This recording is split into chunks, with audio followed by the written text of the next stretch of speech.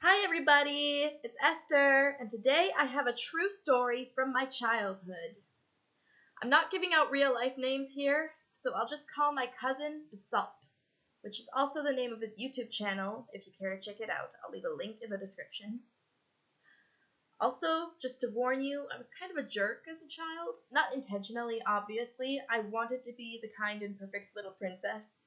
However, I had terrible social skills and a tendency to be bossy with people who disagreed with me. So, this is the story of me, my cousin, and the leprechaun. It was around St. Patrick's Day. After it, I think, actually. And my family went to visit Bsalp's family. Bsalp was very excited to show us his leprechaun trap.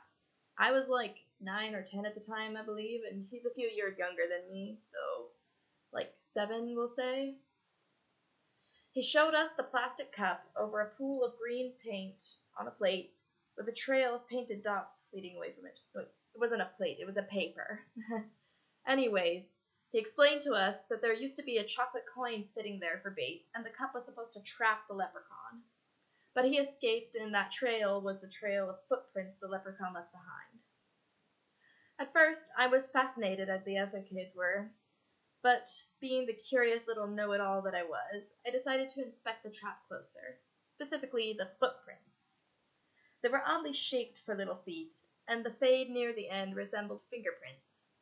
Quickly piecing the clues together, I declared the evidence to be false, hypothesizing that my aunt had taken the chocolate while Bsalp and his siblings were sleeping, dipped her fingers in the paint, and walked them along the paper for the footprints.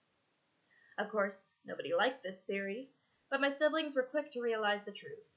Bsalp wasn't so easily convinced, and seemed upset. But of course I didn't notice, as I was terrible at social cues, and continued to argue. I think I even went as far as to dip my own fingers into the paint and walk them along the paper to prove that I was right.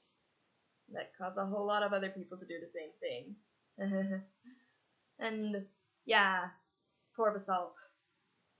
That's all I remember, but I think I got into trouble with messing with Bsalp's childhood.